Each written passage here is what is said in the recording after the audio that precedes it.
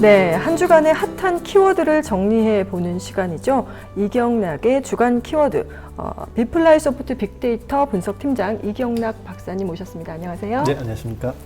네, 먼저 지난주 주요 키워드와 사건들 좀 살펴보겠습니다. 네, 그 키워드를 이번에 한 12가지 정도를 뽑아봤습니다. 지금 키워드 이제 보시면 될 텐데, 뭐 대통령이나 한국, 뭐 의원, 장관 이런 키워드들이 뭐 지난주도 그렇고 지지난주도 그렇고 계속 주요 이제 행위자들이기 때문에 계속 많이 나왔습니다. 그리고 뭐 검찰의 수사가 계속 이어지면서 검찰에 대한 이야기도 많이 나왔고, 특히 이번 주 같은 경우에는 트럼프 대통령의 발언들 여러 가지가 주요 핫 이슈로 정해졌습니다. 그래서 크게 5가지 정도로 이슈를 뽑아봤습니다. 예, 이슈 5가지 이제 우선 보게 되면, 첫 번째가 문재인 대통령 모친상과 관련된 부분이 이제 첫 번째 주요 이슈였고요. 그리고 자유한국당의 민심 위반 결정들, 뭐 앞서 방송에서도 많이 다루신 것 같은데, 네. 예, 그 부분이 이제 주로 주요 이슈로 많이 나왔었고, 그리고 조국 전 장관의 그 가족들 수사했었던 부분들이 그것도 이제 이슈로 나왔고, 그리고 일본과 관련된 이슈들이 많이 있었습니다. 근데 그건 일본과 관련해서 하나로 좀 추리기는 어렵고, KBS 시사 직격에서 있었던 그런 인터뷰 문제와, 네. 그리고 오키나와 슈리성 전수에 있었던 것, 그리고 불매운동 여파, 이런 내용들이 주로 많이 등장했습니다. 그리고 5번째 이슈는 아까도 말씀드린 트럼프의 그 한국 비판, 그리고 무리한 요구, 이런 것들이 주로 이슈로 나왔습니다. 네, 이 대통령 키워드가 뭐 월등하게 많이 언급이 된 것 같고요. 그다음에 두 번째 2위가 한국이라고 되어 있는데, 네네. 뭐 대한민국의 한국도 있지만 좀 이중적인 다중적인 의미로도 읽히는데, 네, 한국당과 관련한. 네네. 지금 아무래도 어휘를 추출해서 분석을 한 것이다 보니까 여러 가지 이제 한국이라고 하는 국가명이기도 있긴 하지만, 그리고 일본과의 관계성도 있고, 그렇지만 또 자유한국당이라는 그런 이슈도 있었습니다. 그래서 한일 관계나 자유한국당 행보와 관련된 기사들, 이런 것들이 있었고, 그리고 아까도 말씀드렸지만 지금 한국당이 어떻게 보면 좀 야심차게 준비를 했었지만 했었던 그런 황교안 대표의 그런 색소폰 부는 모습, 이런 것들이 그 외부 인사 영입이나 이런 여러 가지 그리고 홍준표 전 대표의 비판, 이런 것들과 그 연결이 되면서 굉장히 많은 이슈와 혹은 뉴스들을 만들어냈습니다. 정치권에서는 사실 긍정이냐 부정이냐를 떠나서 어쨌든 많이 언급되는 게 제일 좋다, 이런 얘기도 네. 있는데, 그런 면에서는 또 성공한 것 같기도 하고요. 네, 그런 면에서 이제 고전적으로는 그렇게 언급을 해서 이제 인식을 받는 편이기도 한데, 네. 근데 이번 주 같은 경우에는 그것도 이제 부정적인 것들이 계속 쌓이게 되면 네. 이제 계속 이제 안 좋은 느낌이 올 텐데, 지난주 제가 봤을 때는 자유한국당의 부정적 인식만 계속 쌓이지 않았을까라고 생각이 듭니다. 네, 그렇군요. 자, 그리고 트럼프, 그다음에 미국이 등장한 것도 눈에 띄는데요. 네. 아무래도 미국에서 출간된 신간, 제임스 매티스 전 국방장관의 연설문 비서관이 책을 냈잖아요. 네네. 선을 지키며 라는 책. 여기서 뭐 한국이 미국을 벗겨먹는 나라다, 연 70조 원의 방위비 분담금을 내야 한다, 이런 거친 표현들도 많이 나왔고, 네네. 그러다 보니까 이런 영향도 있었던 걸로 네, 봐야 될까요? 네. 일단은 처음에 초기에 좀 이슈가 됐었던 거는 그 중대 발표를 이제 트윗으로 하면서 그 얘기가 좀 트럼프 대통령과 관련된 이슈로 좀 있었긴 했습니다. 이제 네. IS 수장 그 알바그다디 사망과 관련된 내용 때문에 이제 그 내용들은 이제 우리나라와는 무관하지만 네네. 그런 것들이 그 주요 이슈로 등장하는 키워드로 나왔었고, 그리고 우리와 관련해서는 이제 트럼프의 방금 말씀하셨던 그 발언들이 여러 가지로 문제가 되었습니다. 그래서 진짜 벗겨먹는다, 어뷰저가 아주 큰 어뷰저다, 이런 식의 그런 표현들이 있었고, 그리고 유사시에 이제 한국군이 참전할 필요가 있다라는 것들도 사실은 굉장히 큰 이슈거든요. 그런데 이슈에 비해서 크게 뉴스로 확산되지 않았지만 이런 분들이 있었고, 그리고 괌서 날아온 그 폭격기 비용 1억 불 대라, 이런 내용들 를 비롯해서 굉장히 우리나라에게 금전적인 것을 요구하는 내용들이 있었습니다. 그래서 그 관련해서 이제 그 분석을 해봤는데, 저희가 그 포털 사이트 네이버와 다음에서 총 3,980개 정도의 댓글을 수집해서 지금 보시는 것처럼 그렇게 워드 클라우드를 구성을 해봤습니다. 보게 되면 이제 아무래도 미군 철수 가능성을 언급한 것들 때문에 미군 철수에 대한 부분이 크게 있었고, 그리고 심지어는 이런 댓글 반응 중에서는 그럴 거면 차라리 미군 철수해라 라는 식들의 네. 그런 내용들도 있었습니다.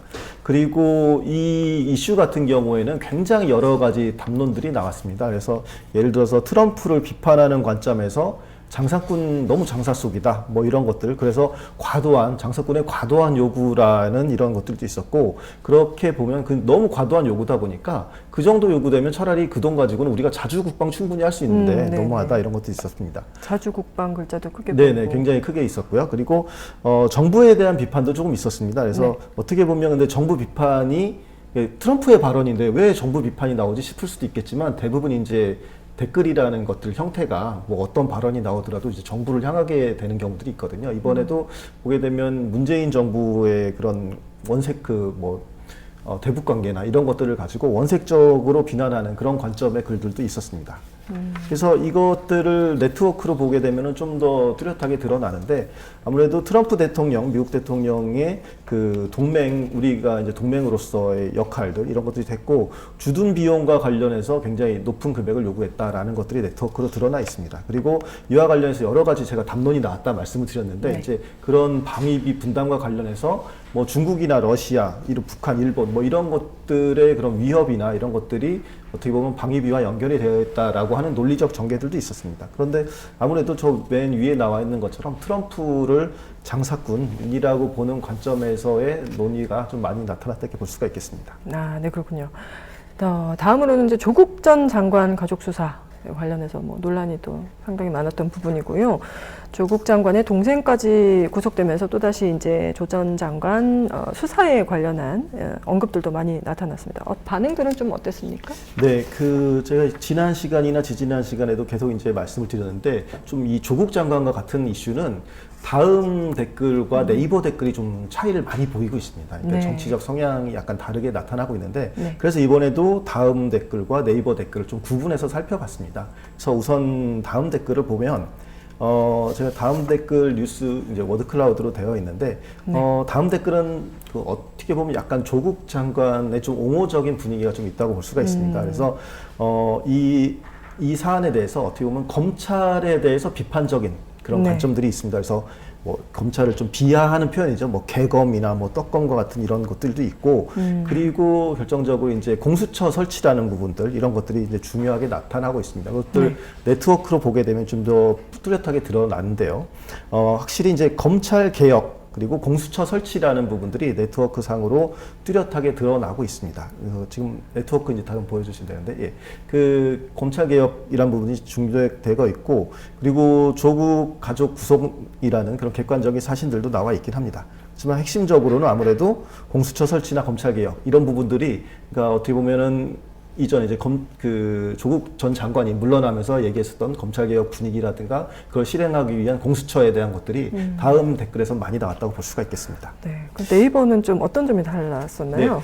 네. 네이버 같은 경우에는 이제 좀 어떻게 보면 좀 우파적인 속성들이 강한 그런 댓글들이 많이 있습니다. 아무래도 조국 검찰의 그런 구속이라고 하는 그런 객관적 사실이 주로 나타나고 있고, 그리고 이에 대해서 그 네트워크 분석 속에서 살펴볼 때 그 그러니까 조국 장관의 집안 자체를 비판하는 그런 내용들이 많이 있습니다. 그래서 이 내용들을 주로 살펴보게 되면 아무래도 사필 규정이다 뭐 이런 식의 내용들이 많이 있고요. 네트워크 자체를 살펴보더라도 뭐 검찰 개혁이라는 말이 있긴 하지만 조국 전 장관의 가족들이 뭐 범죄 집단, 뭐 사기 집단, 뭐 이런 식으로 좀 네트워크가 강하게 구성이 되어 있어서 여전히 비난하고 비판적인 논조로 이야기가 되고 있음을 알 수가 있습니다.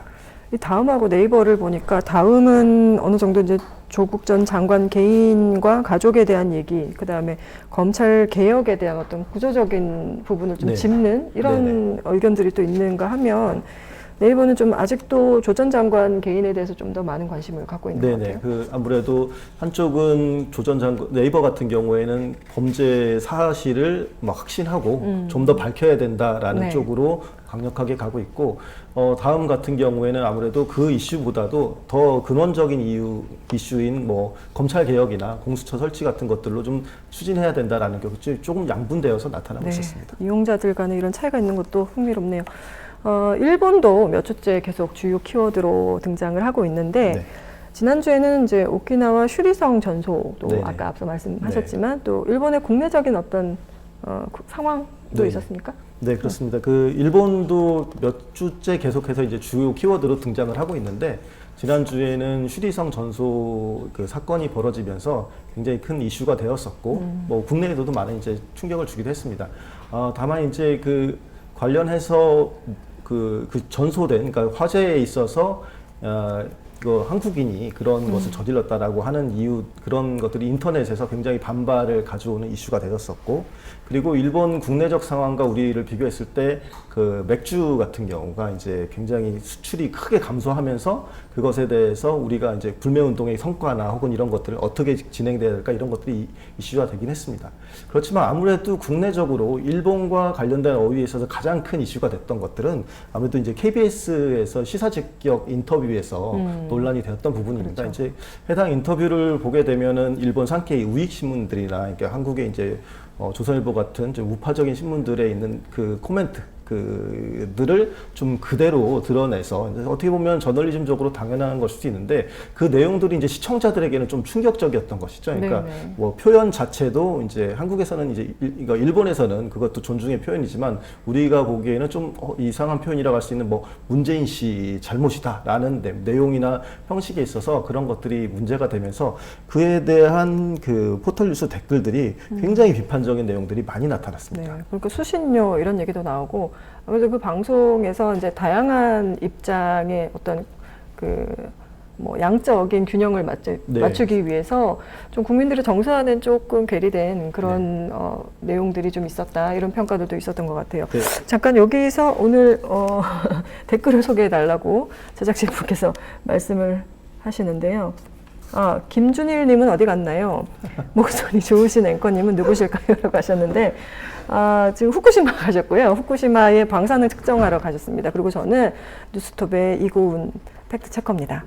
네, 감사합니다. 네. 네. 김준일 대표가 안 계신데 저도 사실 방송 들어오기 전에 계속 네. 말씀드리고 훨씬 잘하시는 것 같다. 네. 아나운서를 하셔도 될 것 같고 뭐 목소리도 너무 좋으시고 워딩이나 뭐 딕테이션도 너무 좋으셔서 그냥 계속 하시는 것도 괜찮을 거라고 생각이 되는데 아마 지금 굉장히 김준일 대표는 등에서 그 방사능 때문이 아니라 그냥 땀이 나실 것 같아요. 네. 가뜩이나 방사능 취재하고 계신데 너무 무사히 오시길. 지금 갑자기 또 감사드리고요. 일본 얘기를 하고 있는데 또 그런 말씀을 드렸네요. 그러네요. 그리고 이제 다음 문재인 대통령 모친상 관련해서는 네. 좀 어떤 키워드 양상이 있었는지. 사실 문재인 대통령 모친상과 관련돼서는 그 어떤 네트워크나 혹은 그 워드 클라우드라는 게 크게 볼 것이 없습니다. 너무 이제 지금 보여드릴 텐데 보게 되면 그 고인의 명복을 비는 내용들이 그냥 딱 드러나 있습니다. 그러니까 대부분의 댓글이나 이런 내용들이 그냥 대통령 어머님의 그런 여사님의 그런 고인의 명복을 비는 그리고 작게 나온 거 영면 혹은 감사 이런 것들이 굉장히 주로 들어와 있거든요. 그러니까 어떻게 보면 댓글 내용 거의 대부분이 네. 고인의 명복을 비는 내용이다 이렇게 볼 수가 있겠습니다. 근데 실제 해당 내 그 댓글들이 아주 소수를 보게 되면 굉장히 좀 무례한 그런 표현들도 있긴 하지만 전체적으로는 대부분 뭐 포털 사이트 어디를 가리지 않고 고인의 명복을 비는 내용들이 그 대다수를 차지하고 있었다 이렇게 볼 수가 있겠습니다. 네, 알겠습니다. 이 문재인 대통령 모친상 다음으로 많이 언급된 뉴스가 바로 자유한국당 헛발질인데요. 뭐 예측이 가능한 것 같습니다만 네. 어떤 사건들 때문이었습니까? 네, 지난주에 보게 되면 아무래도 이제 자유한국당이 여러 조치들이 있었습니다. 어쨌든 뭐 흥을 굉장히 느껴서 그런지 몰라도 이제 뭐 밀어붙이면 될 거다라고 생각을 했는지 그 여러 가지 뭐 새로운 시도들도 많이 하고 뭐 유튜브에서 뭐 영상도 공개하고 색소폰 보는 모습도 보여주고 했는데 근데 그게 대체적으로 좀 역풍을 맞는 모양새였습니다. 그래서 문재인 대통령을 나체로 표현한 유튜브 이거 내용들을 비롯해서 인재 영입 과정에서 잡음 나타난 것들도 굉장히 또 이슈가 됐었고 그리고 그 설화를 좀 많이 일으키는 분인데 민경욱 의원 같은 경우는 이번에도 또 이제 그 대통령 모친상을 두고 모시고 살 수는 없었냐 뭐 이런 거 발언을 하기도 해서 굉장히 또 논란이 되고 또 사과를 하는 이런 일들까지 벌어졌습니다. 네. 그리고 아까 말씀드린 것처럼 그 특히나 이제 유튜브에서 벌거벗은 그 임금님, 그 문재인 대통령이 이제 벌거벗은 것들을 묘사한 내용들이 굉장히 논란을 일으켰습니다. 그래서 이와 관련해서 그 네이버와 다음에서 8,547개의 댓글을 수집해서 그 내용들을 한 번 살펴봤습니다. 근데 이제 보시면 알겠지만 굉장히 좀 의아한 그런 단어들이 있습니다. 이제 바로 박근혜 대통령이 이제 되어 있는데요. 이 댓글들에서 가장 핵심적이었던 게 오히려 이제 문재인 대통령과 관련된 내용이 아니라 박근혜 대통령과 관련된 내용이었거든요. 네. 이게 왜 그러냐면 이번에 이제 표현의 자유나 뭐 이런 얘기들이 있는데 과거 박근혜 대통령 누드화를 이제 국회에서 전시를 했을 때 네네. 그때는 다 표현의 자유라고 얘기를 하면서 왜 이번에는 무슨 천인 공노할 얘기냐라고 하면서 이제 보수 진영에 있는 분들이 굉장히 어떻게 보면은 와서 공격하듯이 굉장히 많은 사람들이 모여서 그에 대해서 이제 비판을 하는 그런 댓글들을 많이 달았습니다. 그걸 언급하면서 다시 얘기하는 게 그렇게 썩 좋은 전략까지는 않은데 그런 결과가 나타났네요. 근데 저 그 워드 클라우드 보면서 궁금한 게 아까도 보니까 공수처 아니고 수처 이런 식으로 이제 수집이 되는 것 같은데 네네, 그런 그게 거예요? 이제 어떤 단어가 이게 그 수집될 때, 그러니까 공이라는 것들을 이제 그 형태소를 잘못 분석을 해가지고 가끔 이렇게 디자인적으로 그래픽적으로 누락이 되는 경우들이 좀 있습니다. 그러니까 남불도 있고 또 예, 자유한국당 같은 경우도 그 한국당 뭐 자유한국으로 넘겨되는 들도 있는데 그것들은 이제 좀 그 분석 과정에서 사실 좀 더 조율을 더 하게 되는 가능한 부분인데 이제 저희가 이제 하루 단위로 막 급하게 하는 이슈들에 대해서는 좀 그런 것들이 좀 미흡한 부분이 있습니다. 그렇군요. 네. 뭐 어쨌든 의미는 다 통하는 것 같습니다. 네. 황교안 대표의 인재 영입 1호였던 박찬주 전 육군 대장 얘기 오늘 굉장히 많이 하는데 관련해서 이제 포털의 반응들도 궁금해요. 어떻습니까? 네, 그 제가 그 이전 주에도 물론 이슈가 있었지만 오늘 또 급하게 또 오늘 또 중요한 발언을 오늘 하시는 바람에 또 오늘 수집을 해봤습니다. 그래서 아까 보도가 나온 이후에 바로 이제 5,557개 정도의 댓글을 수집을 해봤습니다. 이제 임태훈 군 인권센터 소장을 이렇게 삼천교육대로 보내야 된다, 뭐 이런 내용이었는데 그쵸.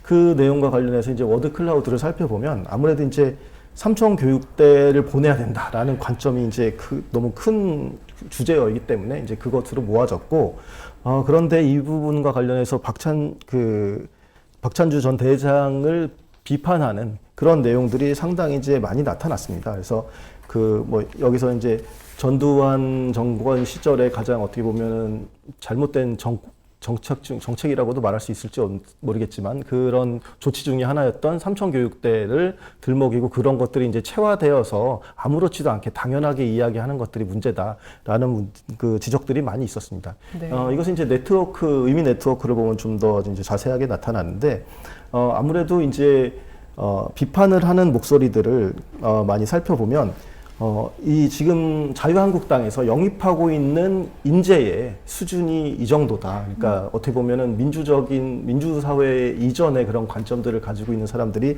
계속 그 영입 대상으로 나와 있는 부분들, 이런 부분들을 굉장히 비판을 하고 있고, 그리고 이제 뭐 진짜 말 그대로 뭐 쓰레기 같은 표현이나 뭐 황교안 그 대표를 일컫는 교활이라는 것 같이 그런 원색적인 비난의 단어들도 많이 나타나고 있었습니다. 네. 워드 클라우드 뭐 길의 길을 비롯해서 쓰레기라는 단어도 많이 네. 나오는 것 같습니다. 그리고 또 이제 색깔론적으로 보게 되면 사실은 한쪽 입장에서 이제 대부분이 이제 박찬주 대장을 비판하는 것이긴 하지만 한편으로는 또 그 임태훈 소장을 비판하는 내용들도 있긴 있었거든요. 근데 그 내용들 자체가 어떻게 보면은 임태훈 소장을 진짜 삼천교육대로 보내야 된다라는 내용들과 혹은 현 정부 인사들이 빨갱이다라는 식의 그런 색깔론들이 어떻게 보면 비판에 혹은 비난의 주류를 이루고 있었습니다. 어쩌면 그걸 누군가는 원하고 있는 결과일지도 모르겠어요. 네, 어떻게 보면은 그 관점에서 우리 사회에서 여전히 누군가를 삼천교육대 보내는 것들이 당연하다고 하는 그런 인식이 아직도 남아있는 것 아닌가 이제 이렇게 보여지는 부분입니다. 네, 알겠습니다. 김준일의 핫식스 오늘 이경락의 주간 키워드 코너 들어봤습니다. 감사합니다. 네, 감사합니다.